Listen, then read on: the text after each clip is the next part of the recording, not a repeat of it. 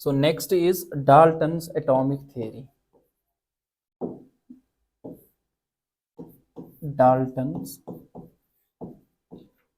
atomic theory. So what is Dalton's atomic theory? इसने क्या दिया था, ये आपने बचपन में पढ़ा होगा इन क्लास 9th क्लास में आपने पढ़ा होगा इसके बारे में, Dalton's atomic theory. Dalton's atomic theory हमें क्या देता है? It gives the structure of atom, नहीं, structure of matter, structure of matter. It provides us the structure of matter. Matter के बारे में ये डिस्कस करता है, ठीक है ना, इसका स्ट्रक्चर कैसा है, ठीक है। स्टार्ट हमने पढ़ा था कि मैटर क्या होता है। मैटर हमने सीखा था, matter it's anything which occupy space and has मास, और किसी भी सेंस ऑर्गन से हम इसको डिटेक्ट कर सकते हैं। कोई भी चीज दुनिया में आप उसको उठा लो, वो आपके पास एक मैटर है, ठीक है। तो अब मैटर का स्ट्रक्चर कैसा है इसने दिया था डाल्टन, नियर अबाउट 1800। मान लीजिए अभी हम 1808 में, ठीक है, 1808 मान लीजिए, अभी से नियर अबाउट 215 ईयर्स पीछे, तब उसने ये दी थी। और तब क्या बोला था, इसने कहा था जो मैटर हमारे पास है, it is made up of small indivisible and indestructible particles. ये मैटर जो हमारे पास बना है, कोई भी दुनिया में जो चीज है, ये सबसे छोटे छोटे चीज पार्टिकल से बना है, जो कि इंडिविजिबल है। आप इसको उसके बाद तोड़ नहीं सकते हो। फॉर एग्जाम्पल ये पेन आपके पास है, आप इसको तोड़ लो, तोड़ तोड़ के अल्टीमेटली एक स्टेज ऐसा आ जाएगा, उसके बाद इसको आप फर्दर स्प्लिट नहीं कर सकते, ब्रोक डाउन नहीं कर सकते। ये सबसे छोटा पार्ट, और डिस्ट्रॉय भी नहीं कर सकते, मतलब आप खत्म नहीं कर सकते इसको, कि आपके पास, हाँ ऐसा कर सकते आप किसी और चीज में इसको कन्वर्ट कर सकते, लेकिन खत्म नहीं कर सकते, ठीक है। दैट स्मॉल इंडिविजिबल पार्ट है, दोज आर कॉल्ड एटम्स। उनको क्या कहते हैं? एटम। अगर हिंदी में कहें उनको परमाणु कहते हैं। यूजुअली देखा होगा, सुना होगा, परमाणु हथियार मींस एटॉमिक बम्स, ठीक है ना। तो हमारे पास वो सबसे टाइनी पार्टिकल है, that we call this as atom. तो इसने कहा matter is made up of small tiny particles, सब छोटे छोटे पार्टिकल से बना है। उन पार्टिकल्स को हम क्या क्या कहते हैं? एटम्स। उनको हम एटम्स कहते हैं, उन पार्टिकल्स को, ठीक है, जिससे ये मैटर बना होगा, ठीक। अब इस एटम को दूसरा नाम हम क्या कहते हैं? एटम, परमाणु भी कहते हैं। परमाणु के माने हमारे पास एटम है, ठीक। अच्छा, इसने कहा कि ये जो एटम हमारे पास है, it is indivisible and indestructible. Indivisible and indestructible. ये ना आप इसको तोड़ सकते हो, ना तो आप इसको खत्म कर सकते हो। Atom is indivisible and atom is indestructible. You can not completely, आप यहाँ पे डिस्ट्रॉय नहीं, आप इसको सिर्फ कन्वर्ट कर सकते हो, but you can not divide this quantity, ठीक है ना। मैंने बोला मैं ये पीपीटी आपको सेंड भी कर दूंगा, ये पूरी जब कंप्लीट हो जाएगी, ठीक है। डिविजिबल मतलब तोड़ नहीं सकते हो वहां पे। अच्छा, ये तो बेसिक चीज है। अब यहाँ पे ये कि मान लीजिए आपके पास ये सैंपल है हाइड्रोजन का, मान लीजिए ये हाइड्रोजन है, ये हाइड्रोजन एलिमेंट है। इसने कहा कि अगर आपके पास एक पर्टिकुलर एलिमेंट है, आपके पास एक पर्टिकुलर एलिमेंट जो आपके पास है, इसमें जितने भी एटम्स हो गए ना, वह हर एक लिहाज से आइडेंटिकल हो गए। आइडेंटिकल का मतलब ये है एक जैसे हो गए, हर एक लिहाज से, मतलब वजन के हिसाब से, शेप के हिसाब से, साइज के हिसाब से, प्रॉपर्टी, हर एक लिहाज से वो सेम हो गए। हाइड्रोजन में हाइड्रोजन के एटम्स हो गए, है ना।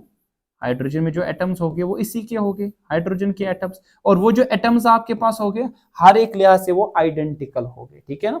आइडेंटिकल के मतलब यहाँ पे एक जैसे हो गए। ऐसा नहीं होगा कि ये एक एटम हमारे पास है और दूसरा टाइप का जो इसी का हाइड्रोजन को एग्जिस्ट करता होगा, वो डिफरेंट काइंड का होगा या डिफरेंट प्रॉपर्टीज रखता होगा। इसके हिसाब से अभी ऐसा नहीं है, आगे जाके देखेंगे इसकी एक लिमिटेशन भी है, इसी हिसाब से वो क्या है वो आगे जाके डिस्कस करेंगे, ठीक है। सो नेक्स्ट इसका ये था कि एटम जो था, atoms of same element, same element के जो एटम्स हो गए वो हो गए हर एक लिहाज से same, or identical in every respect, identical in every sense या एवरी रेस्पेक्ट। एवरी रेस्पेक्ट का मतलब है लाइक, किसके हिसाब से? आप बताओ, शेप के हिसाब से, आप बताओ सर साइज के हिसाब से, आप बताओ यहाँ पे मास के हिसाब से, आप बताओ यहाँ पे प्रॉपर्टीज एटसेट्रा, कुछ भी हर एक लिहाज से ये आइडेंटिकल होंगे, ठीक है। जिस तरह एग्जांपल हम यहाँ पे लेंगे, हाइड्रोजन हमारे पास है, तो हाइड्रोजन के जितने भी हमारे पास क्या होंगे, एलिमेंट्स होंगे, वो सारे जो हाइड्रोजन के जितने भी सारे एटम्स होंगे इस पर्टिकुलर एलिमेंट के, वो सारे एटम्स हर एक लिहाज से क्या होंगे, आइडेंटिकल होंगे, ठीक है। बात आई समझ। तो ये था हमारे पास कौन सा, ये हमारे पास डाल्टन्स ऑफ एटॉमिक थ्योरी, ये इसका तीसरा पोस्टुलेट था, ठीक। बात आई समझ। नेक्स्ट हमारे पास इसी तरह नेक्स्ट पोस्टुलेट वो ये है हमारे पास कि अगर हम डिफरेंट एलिमेंट्स ले, ये एक एलिमेंट मान लीजिए, ये दूसरा एलिमेंट का सैंपल है, ये मान लीजिए हाइड्रोजन का है, ये मान लीजिए आपके पास यहाँ पे ऑक्सीजन का है, ठीक है ना, ये ऑक्सीजन के एटम्स है, ठीक। सो ये हाइड्रोजन का लेते हैं, ये हाइड्रोजन का लेते हैं, मान लीजिए यहाँ पे हम लेट सपोज ये लेते हैं ऑक्सीजन का। सो इसने कहा कि एटम्स ऑफ डिफरेंट एलिमेंट, अगर डिफरेंट एलिमेंट के लेंगे वो हर एक लिहाज से डिफरेंट होगी, साइज के हिसाब से, शेप के हिसाब से, वो हमेशा प्रॉपर्टीज के हिसाब से हर एक रेस्पेक्ट में डिफरेंट होगी, किसी भी एक मैनर में ये कभी भी सेम नहीं हो सकते, इसके हिसाब से ये भी एक आगे जाके देखेंगे इसकी लिमिटेशन आगे, ठीक है ना। तो यहाँ पे लिखेंगे नेक्स्ट जो पोस्टुलेट इसका वो ये है कि atoms of different element are different in every respect, हर एक लिहाज से ये सेम, एवरी रेस्पेक्ट और एवरी मैनर, ठीक है ना, लाइक ये शेप हो, साइज हो, मास हो, प्रॉपर्टीज कोई भी आपके पास हो, हर एक लिहाज से ये क्या हो गए सर, डिफरेंट हो गए, ठीक है। बात आई समझ। इसको ऑन कर दो, एक सेकंड।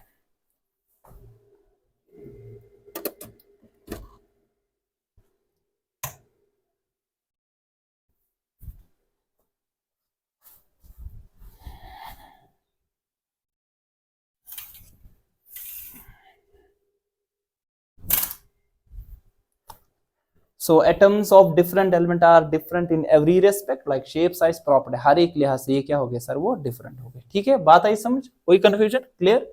अच्छा, नेक्स्ट इसने क्या कहा, इसने ये कहा जब भी एटम्स चाहे वो सेम एलिमेंट के हो या चाहे वो डिफरेंट एलिमेंट के हो, आपस में कंबाइन कर सकते हैं, सेम एलिमेंट के या डिफरेंट एलिमेंट। सपोज ऑक्सीजन क्या अगर अपने एटम से बने क्या बनेगा, O2, या तो O3 बनाएगा, ओजोन O3 जिसको हम कहते हैं, या तो ऑक्सीजन गैस बनाएगा O2।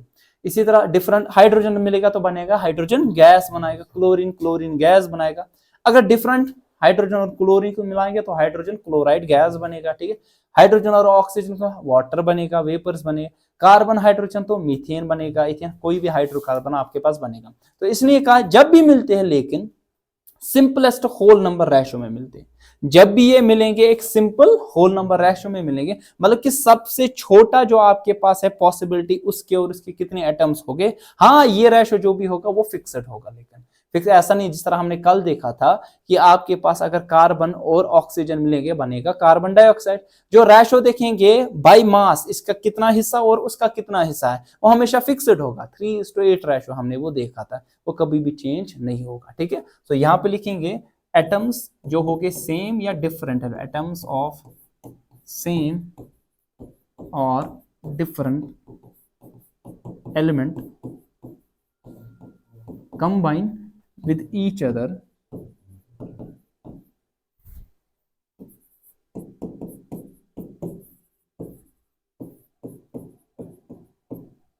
to form molecular compounds, है ना, molecular compounds। तो compounds बनाएंगे in simple whole number ratio by mass, in simplest whole number ratio, simplest whole number ratio by mass, मास के हिसाब से रेशो होगा सिंपल। फॉर एग्जांपल हम देंगे जिस तरह हमने देखा कार्बन और ऑक्सीजन मिलेगा बनाएगा कार्बन डाइऑक्साइड। यहाँ पे अगर मास के हिसाब से देखा जाए कार्बन के कितने हिस्से, 12 हिस्से, ऑक्सीजन का 6 × R 32, तो रेशो क्या आ जाएगा 3:8। अच्छा, अमोनिया का यहाँ पे देखेंगे या ग्लूकोज किसी का भी आप देखोगे C6H12O6, तो इसका क्या आएगा, carbon 6 into 12 is to 12 into 1 is to 6 into 16, है ना। जरा रेशो करो, किससे आ जाएगा आपके पास, 6 1 आर 6, ठीक है ना, 6 1 आर आ जाएगा, ऐसे करेंगे 6 1 आर आ जाएगा, 6 2 आर आ जाएगा, 6 1 आर आ जाएगा, ठीक है। और होगा यहाँ पे हमारे, हाँ 2 1 आ जाएगा, है ना, 2 1 आ जाएगा, 2 6 आर 12, 2 8 आर 16, ठीक है। तो ये एक सिंपलेस्ट होल नंबर रेशो हमेशा आपके पास होगा, लेकिन बाय मास के हिसाब से जो हमने देखा था। तो एटम्स ऑफ सेम या डिफरेंट एलिमेंट्स आपस में कंबाइन हो सकते हैं सिंपलेस्ट होल नंबर रेशो में, लेकिन वो रेशो होगा बाय मास ऑलवेज। कोई कंफ्यूजन, क्लियर। ये थी हमारे पास डाल्टन्स एटॉमिक थ्योरी। और एक चीज इसने कहा था कि it is the whole atom which take part in a chemical reaction, it is the whole atom which take part in a chemical reaction.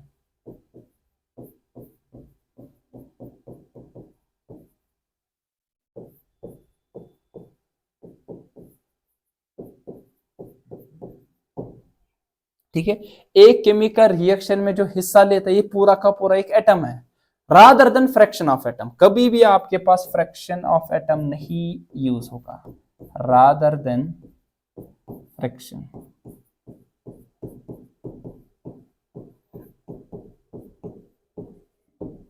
ठीक है, सो इसका मतलब ये है कि अगर एक एलिमेंट ए है, दूसरा एलिमेंट हमारे पास बी है, तो ए और बी का या तो इसका एक मिलेगा, इसका एक, इसके दो मिलेंगे, इसके 50, इसके 100, इसके 200, कुछ भी आपके पास, लेकिन इंटीजर मल्टीपल मिलेगा। कभी भी आपके पास फ्रैक्शन नहीं होगा, ऐसा नहीं होगा इसका 1.5 मिलेगा, 1.5 एटम, मतलब उसमें एक फ्रैक्शन होगा, दैट इज 0.5। तो आपके पास वो आधा एटम कभी भी पॉसिबल नहीं है, पूरा का पूरा एटम जो कि केमिकल रिएक्शन में टेक पार्ट करता है। ठीक है, बात है समझ। ये मैं ऐसे कह सकता हूँ, सपोज जिस तरह इससे पहले स्टार्ट में भी मैंने एग्जांपल दी थी, जब हमें किसी पर्टिकुलर, फॉर एग्जांपल हमें जंग पे जाना है, हमने बताया था दो आपके पास ग्रुप्स है, ए ग्रुप और बी ग्रुप है। ए ग्रुप में कुछ सोल्जर्स है, बी ग्रुप में कुछ सोल्जर्स हैं। ठीक है, ऐसा क्या पॉसिबल है आधा सोल्जर रिएक्ट करेगा, आधा सोल्जर वहां पे आपके पास वहां पे लड़ेगा? ऐसा पॉसिबल नहीं है। It is the whole soldier which take part in a particular battle, है कि नहीं? तो इन द सेम वे आपके पास जो एटम, जो भी सबस्टेंस लोगे, उस सबस्टेंस में से हर एक जो भी क्वांटिटी होगी वो एटम होगा जो कि रिएक्शन में टेक पार्ट करेगा, और वो भी पूरा का पूरा एटम। ठीक है ना, आधा फ्रैक्शंस में कभी भी एटम यहाँ पे टेक पार्ट नहीं करेगा। ठीक है, so this was all about Dalton's atomic theory. इसकी एडवांटेज क्या थी? वो एडवांटेज ये थी, इसकी एडवांटेज थी। So what was it's advantage? इसकी क्या एडवांटेज थी?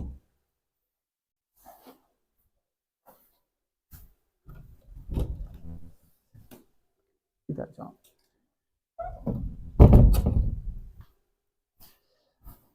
So what was it's advantage? किसकी? डाल्टन्स एटॉमिक थ्योरी की। वो ये थी, इसने जितने भी लॉज ऑफ केमिकल कॉम्बिनेशन हमने समझाए बाय मास, वो सारे एक्सप्लेन इसने किए। ठीक है, इट एक्सप्लेन्ड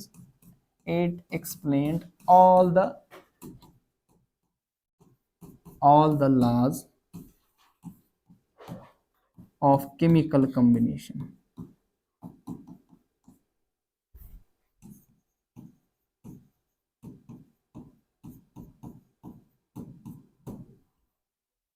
इसने सारे लॉज ऑफ केमिकल कॉम्बिनेशन को क्या करवाया? एक्सप्लेन करवाया। किसने? ये जो हमारे पास डाल्टन। कैसे? देखिए, पहला लॉ हमने क्या पढ़ा था इधर, क्या पढ़ा था? पहला law of conservation of mass. क्या कहता है? Mass of reactant is equal to mass of product.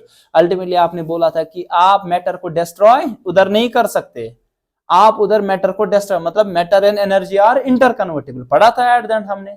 मास कभी भी जितना रिएक्टेंट उतना प्रोडक्ट, जाया तो नहीं होगा, खत्म भी नहीं होगा, यही तो इसने बताया। मैटर इज इंडिस्ट्रक्टेबल, पढ़ा ना? मैटर में क्या चीज है हमारे पास? एटम। मैटर में क्या चीज हमारे पास है? एटम।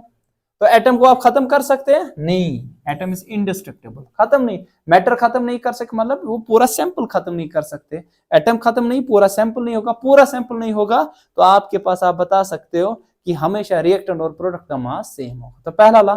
सेकेंड लॉ क्या था? Law of definite proportion.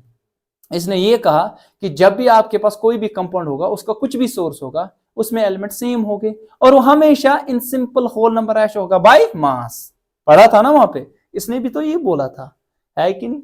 बताया जब भी एटम्स कंबाइन होते हैं, जितने भी कंपाउंड हो गए हमेशा एलिमेंट सेम हो गए, और दूसरा आपके पास हमेशा बाई मास क्या हो गया, एक फिक्स्ड रेशो में।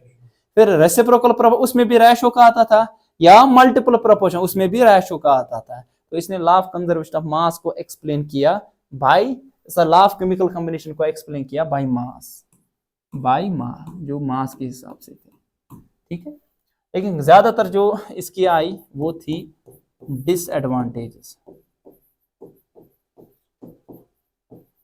सो डिसएडवांटेजेस इसकी क्या थी, व्हाट वर इट्स डिसएडवांटेजेस? सो पहली डिसएडवांटेज जो हमारे पास थी वो ये था, सर इसने तो हर कोई लॉ को एक्सप्लेन किया by mass chemical, but by volumes नहीं एक्सप्लेन, आगे जाके सीखेंगे वो लास्ट, ठीक है। इट कुडंट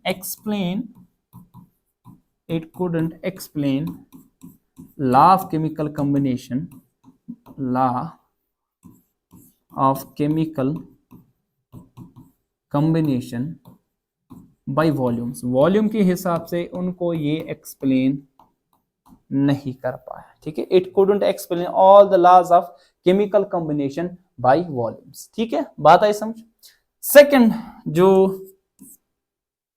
अच्छी खासी इसकी लिमिटेशन थी वो ये था, इसने क्या बोला था, इसने ये बोला था हमें जो एटम्स होते हैं ना हर एक एलिमेंट के, वो आइडेंटिकल होते हैं हर एक रेस्पेक्ट से, लेकिन हमारे पास कुछ ऐसे भी है सेम एलिमेंट के एटम्स, लेकिन किसी न किसी मैनर से ये डिफरेंट है, उनको हम कहते हैं आइसोटोप्स।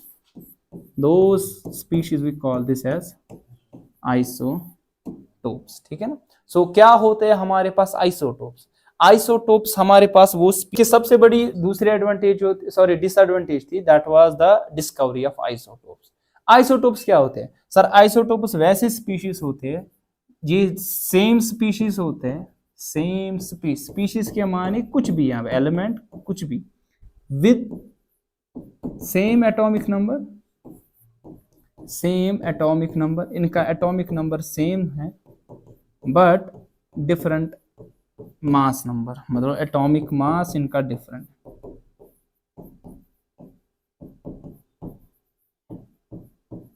उन स्पीशीज को हम क्या कहते हैं? आइसोटोप। देखो कैसे, फॉर एग्जांपल हाइड्रोजन के हमारे पास 3 आइसोटोप्स हैं, 1H1, 1H2, 1H3। ये क्या लिख रहे हो आप सर?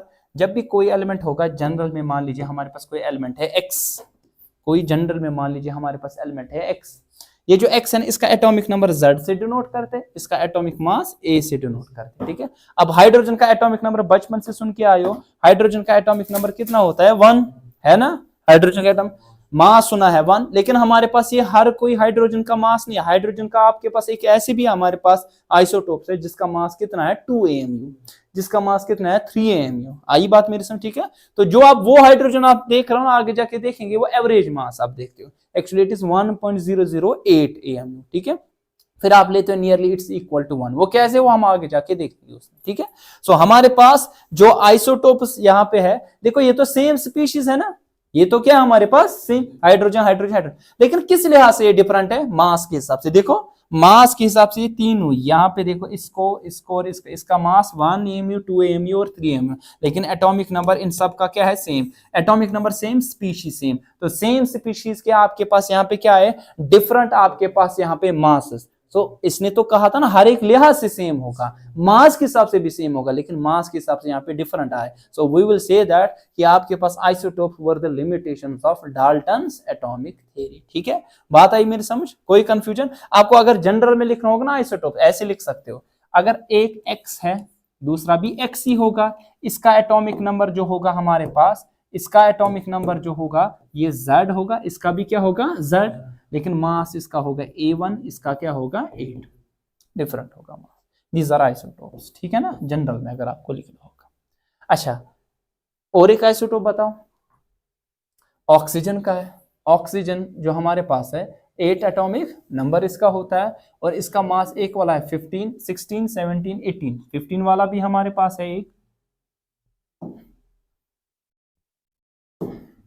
16 ये तो पता है ऑक्सीजन, 17 वाला भी है ऑक्सीजन, 18 वाला है। ये जरूरी नहीं आप देखो कि सर किसी के 3 होते, नहीं जरूरी। कार्बन के जिस तरह 12, कार्बन 14 वाला भी है, ठीक है ना। क्लोरीन का देखोगे 17 atomic number 35 mass number, chlorine दूसरा है 17 एटॉमिक 37 मास नंबर, ठीक है। सो इसके दो आइसोटोप, यहाँ पे मैंने दो लिखे, इसके मैंने यहाँ पे 3 आइसोटोप्स लिखे। तो जरूरी है 2 3, किसी के 4, किसी के 2, किसी के 5, कम से कम तो 2 हो गए, है ना, क्योंकि तभी आप डिफरेंशिएट कर सकते हो उनके दरमियान, ठीक है ना।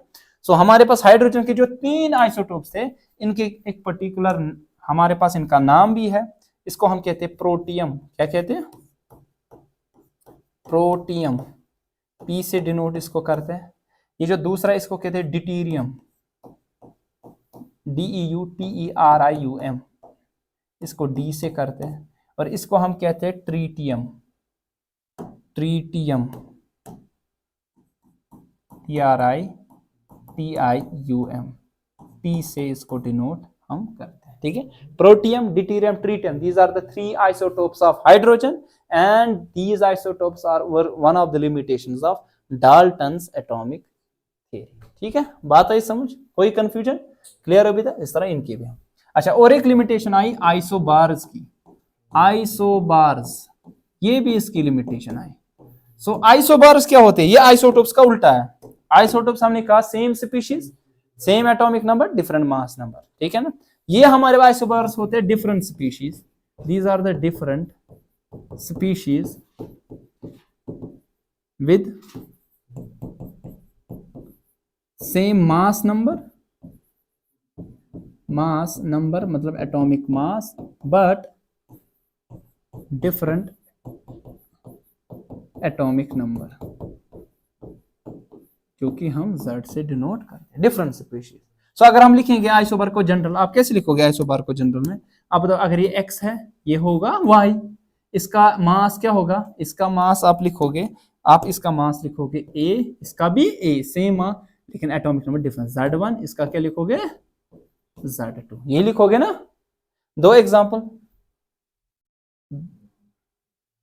एग्जांपल के तौर पे सपोज आर्गॉन, कैल्शियम, मेरे पास आर्गॉन है, दूसरा हमारे पास क्या है यहाँ पे? कैल्शियम। आर्गॉन का एटॉमिक नंबर 18, कैल्शियम का 20, यहाँ पे इसका मास 40 है और इसका भी मास 40 है। इफ यू सी इनका मास क्या है यहाँ पे हमारे पास सेम है, बट एटॉमिक नंबर क्या है? डिफरेंट। तो ये डिफरेंट स्पीशीज, लेकिन वजन के हिसाब से सेम है। उन्होंने बताया कि डिफरेंट स्पीशीज जो हो गए, डिफरेंट एलिमेंट्स के जो एटम्स हो गए, हर एक लिहाज से वो क्या हो गए? डिफरेंट। लेकिन यहाँ पे देखो मास के हिसाब से ये क्या है? सेम। ऐसा तो होना नहीं चाहिए था according to Dalton's atomic theory, लेकिन ऐसा हो रहा है, ठीक है ना। तो ये जो हमारे पास लिमिटेशन आई किसकी? डाल्टन्स एटॉमिक थ्योरी की, ठीक है। कोई कंफ्यूजन? क्लियर? अच्छा, एक चीज यहाँ पे ये है, इसने ये चीज तो, वो चीज तो सही साबित हुई क्या कि एटम इट इज इंडिस्ट्रक्टेबल, आप इसको डिस्ट्रॉय नहीं कर सकते। हाँ, दो वाइल आप यहाँ पे क्या कर सकते हो? कहा इंडिस्ट्रक्टेबल, ये तो स्टैंड है हमारे पास, लेकिन हम यहाँ पे एटम को क्या कर सकते? डिवाइड कर सकते हैं। आपको तो मालूम है कि एक एटम, आपने सुना होगा एक एटम, इसमें बहुत सारे सब एटॉमिक पार्टिकल्स है ना, सुना होगा, आगे जाके पढ़ेंगे भी इलेक्ट्रॉन के बारे में, है ना, प्रोटॉन के बारे में, है ना, न्यूट्रॉन के बारे में, ठीक है ना। दीज आर फंडामेंटल पार्टिकल, बुनियादी पार्टिकल एटम में मौजूद है। हम अकेला इलेक्ट्रॉन को भी रख सकते हैं, अकेला प्रोटॉन को भी रख सकते हैं, अकेला न्यूट्रॉन को भी रख सकते हैं। इट मींस कि एटम को तोड़ सकते हैं, सीधी सी बात है, एटम को तोड़ सकते हैं, तो इट इज नाउ डिविजिबल। तो हम लिख सकते atom is no more indivisible, now it is divisible, ठीक है। सो यहाँ पे हमारे पास एटम क्या है? नाउ डिविजिबल, आप इसको डिवाइड कर सकते हो। इतना ही नहीं, we have more than 36 subatomic particle. एक एटम के अंदर सब एटॉम मतलब जो एटम के अंदर मौजूद होते हैं 36 से भी ज्यादा आंकड़ा है, ठीक है।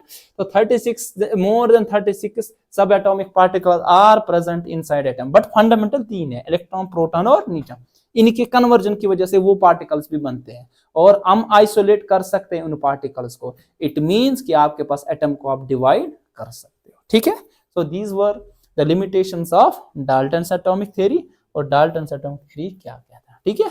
बाकी इंशाल्लाह कल देखेंगे इसमें।